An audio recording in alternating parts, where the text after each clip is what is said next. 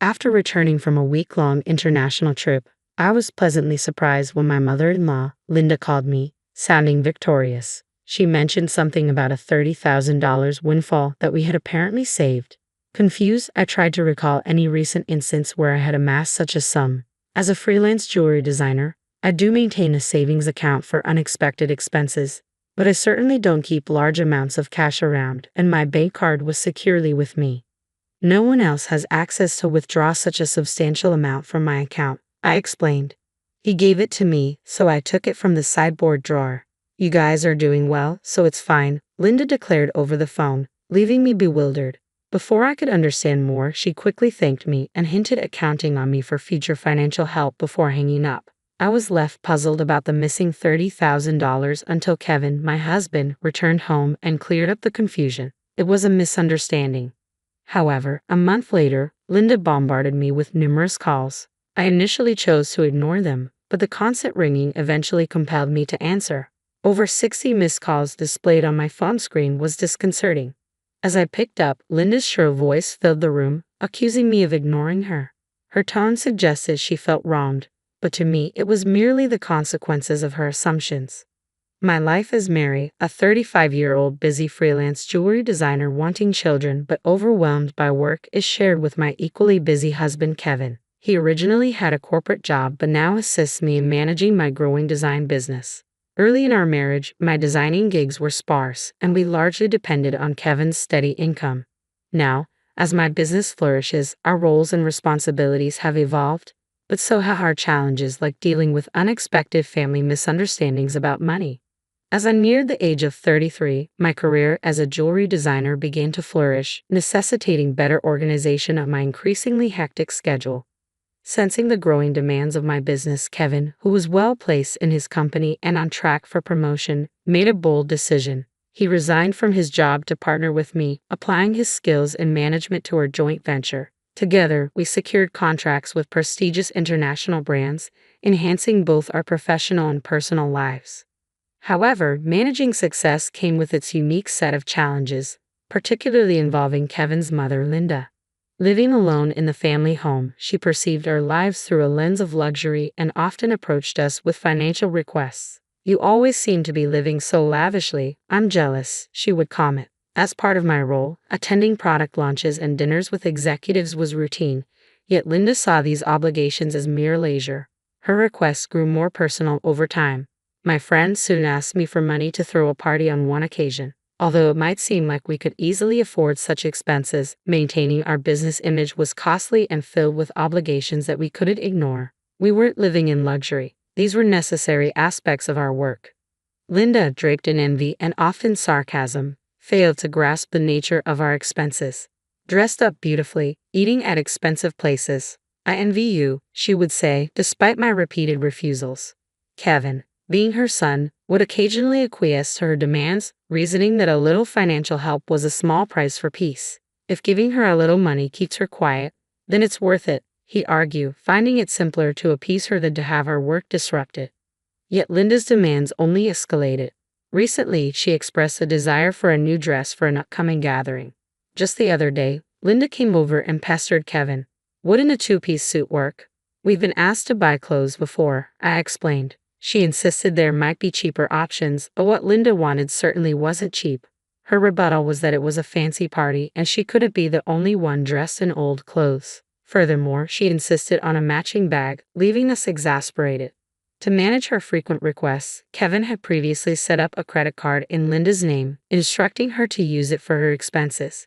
Initially, she overspent significantly and was cautioned by Kevin. Although he'd asked her to inform us before making significant purchases, she continued her extravagant spending. This pattern of financial demands has left both Kevin and me at our wits' end, trying to balance the delicate act of supporting family while maintaining the integrity and sustainability of our business.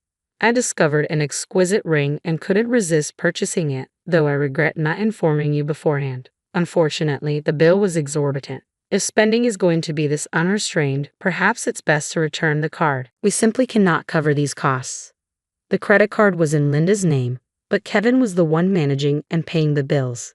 Linda seemed to misunderstand the purpose of the credit card, treating it as if it were an unlimited resource.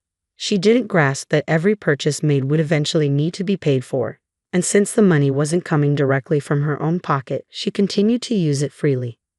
Recognizing the need to curb her spending, Kevin decided to set a spending limit on her card. This led to Linda storming into her home one day, frustrated and complaining. "What the heck? I couldn't pay for my shopping the other day." We explained that your excessive spending was straining our finances, which necessitated lowering your monthly limit. Kevin replied calmly. "It's still enough, right?" he asked, trying to maintain some peace. "But you two are still dressing up, going to fancy places. How is what I'm doing any different?" Linda protested, viewing our activities as purely recreational. "That's part of our job, Linda. If that's a job, then what I'm doing isn't any different. It's unfair that only you two get to have all the fun," she argued. While it's true that our work involves attending product launches and parties in luxurious venues, these are professional obligations, not leisure activities.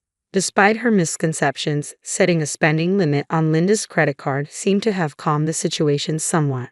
Occasionally, Linda would visit and air her grievances to Kevin, but overall, life proceeded without major disruptions. As the end of the year approached, an exciting opportunity presented itself.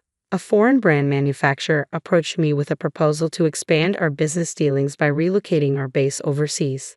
The prospect thrilled me, as it could potentially elevate me to the ranks of top-tier designers.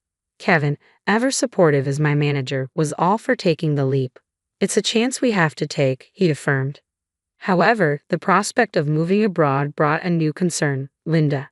Given her past behavior, it was a legitimate worry that she might insist on joining us overseas. The idea of living internationally was appealing, yet the thought of dealing with Linda's demands in a new country was daunting. When we shared our plans to move overseas for work with Linda that weekend, she responded exactly as we predicted. "I want to come too," she declared, assuming our move would be an endless vacation. Kevin tried to clarify, "We're going there for work. It won't be as leisurely as you think," but Linda was skeptical. "You're trying to trick me. You plan to live even more lavishly there without me watching," she accused. "We're not moving there permanently. We'll come back after our work is done," I explained, trying to ease her concerns. "Yes," she retorted, "you're saying that, but you're planning to leave me behind, aren't you?" Exhausted by this repetitive argument, both Kevin and I were weary. In an attempt to compromise, Kevin suggested, "Okay, we can't take you with us, but how about we pay for a week-long trip for you instead?" Linda perked up at this. "Really? Are you sure? We'll cover your flight and hotel, but you'll need to manage the rest," Kevin affirmed, pleased at least for the moment. However, the peace was short-lived. A few days later, while Kevin was preoccupied with the overseas move arrangements, Linda dropped by unexpectedly. "Hey Mary," Kevin said, "but I want to shop over there too. Can you give me some money?" she asked. "What about the card that Kevin gave you?"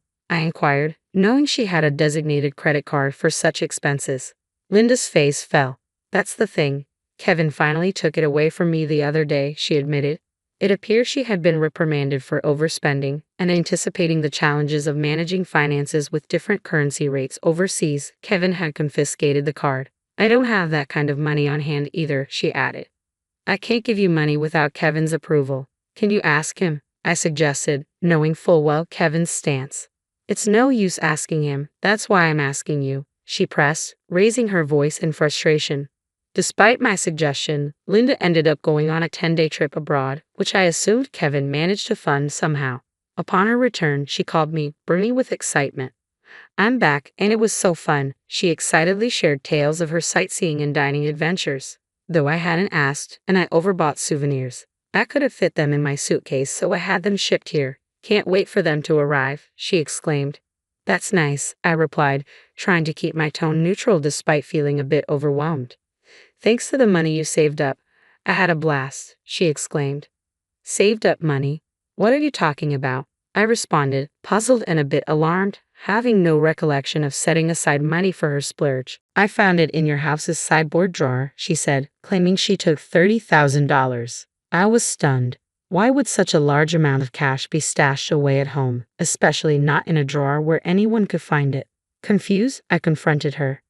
"I'm not sure what money you're talking about, but taking it from our house without permission is theft, even if you're family. Do you understand that?" Linda's response was unsettlingly casual. That's why I'm telling you now. I used it. Consider it a post factum report, she declared unapologetically. I have no idea about this money, but if you took it and used it without telling anyone, that's a crime. And if it was something Kevin had set aside for an important transaction, it's even more serious, I explained, trying to make sense of the situation. Despite this, there hadn't been any noticeable disruptions in our business finances during her trip.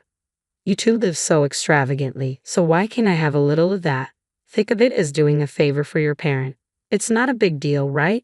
She rationalized, showing a sense of entitlement that was hard to comprehend. It's one thing to ask for help from your son and his wife, but this is not how you should behave after taking someone else's money. I replied, still in disbelief. I'm glad you enjoyed your trip, but I'll have to discuss this with Kevin when he returns. Kevin will understand. After all, I'm his only mother and $30,000 isn't much to him, she assumed. All right, I'll pass the message along, I said, astounded by her lack of awareness. Later that evening, when Kevin came home, he looked troubled. Mary, do you know about the money I left in the drawer? He asked urgently. 15 days ago, I withdrew it from my bank account, and now it's gone. Keeping such a large sum in a drawer, didn't you think it was careless? He questioned. I needed cash immediately for an urgent payment. Do you know anything about it? It suddenly clicked. Linda's earlier call, thanking me for the $30,000 and mentioning how much fun she had, made sense now. It was Kevin's money, meant for a crucial purpose. Kevin, today Linda called, thanking us for the $30,000 and saying she had a blast with it. I didn't understand what she meant until now, I explained, piecing everything together. So, it was Kevin's money, but what was such a large amount meant for? I asked. Hey, if it wasn't for a business payment, we've been doing bank transfers for a long time, right? Why cash all of a sudden? I questioned, trying to understand the whole scenario while dealing with the ramifications of Linda's actions. I was aware it was Kevin's money that had disappeared, but the full context was still unclear to me. Linda, it turned out, had taken the money without informing us, and I needed to understand why. I asked Kevin, puzzled by the situation. Kevin began to unravel the backstory. After he had reduced the credit limit on Linda's card, she started secretly borrowing money from various sources, including consumer finance cards and credit cards she had opened without our knowledge. When Kevin discovered her growing debt, he took away all her cards and withdrew cash to settle her debts directly, aiming to bypass the banking system to keep our business accounts clean and maintain trust with our partners. This was also partly a farewell gesture, as we're moving abroad and won't be around to manage such issues for her, Kevin explained. I plan to handle her debts discreetly to prevent our financial records from getting complicated.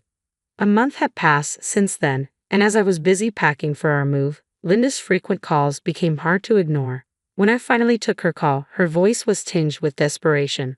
Why aren't you answering my calls? I've called so many times, she said, almost in tears. I'm sorry, Linda. I've been caught up with the move. What's going on? I asked, trying to remain calm and give her a chance to explain her side.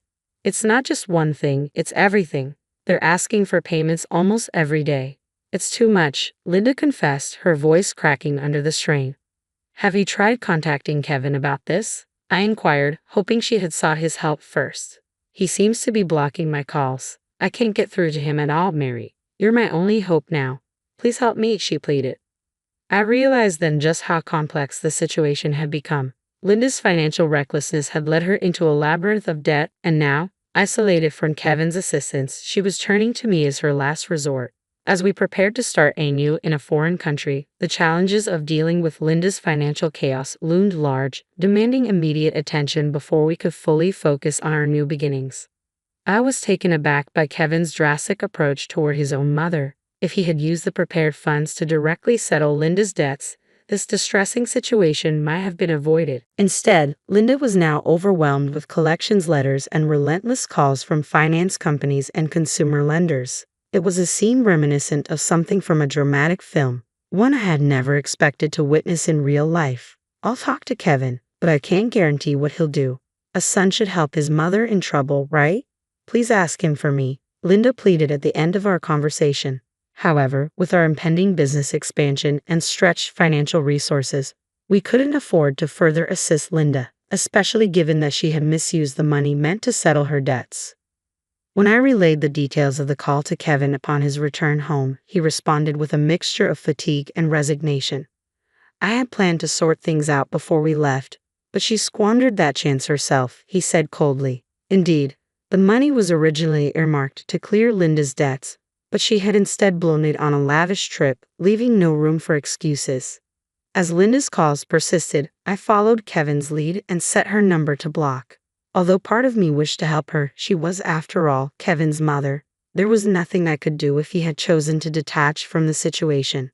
Meanwhile, the day of our move overseas was quickly approaching, and I still had a lot to pack. Amid the chaos of packing, I discovered another troubling piece of news. Linda had resorted to selling her house to manage her debts. It turned out she had concealed even more liabilities than we knew. The total amount was so substantial that even after selling her property, she couldn't cover it all. The thought of losing the family home where Kevin had grown up is profoundly upsetting. "Hey, our family home is gone. Are you okay with that?" I asked, sensing his sadness. "How can I be okay, but there's nothing we can do," Kevin replied, his voice tinged with sorrow. Losing the house where he grew up must have felt like a great loss, akin to how I felt when I lost my parents' house early in life.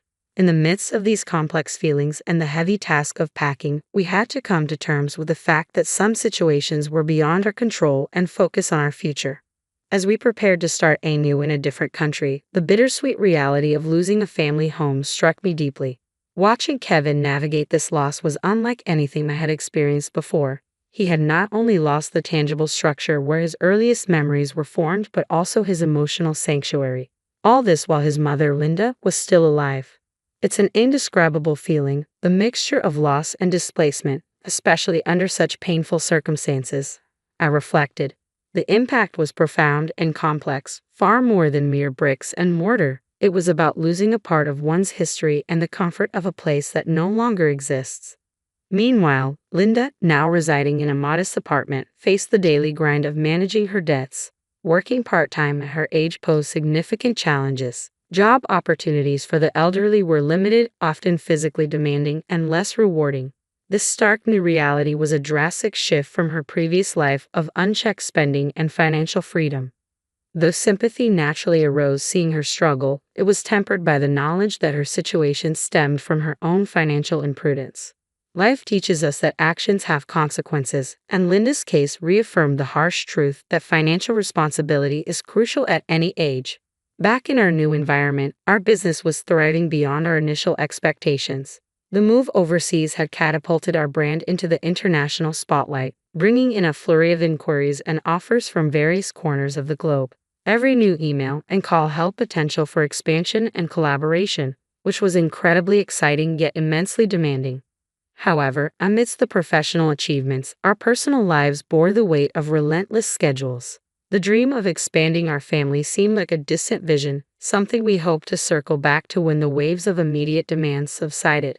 Kevin, juggling multiple roles from logistics to client management, felt this strain acutely.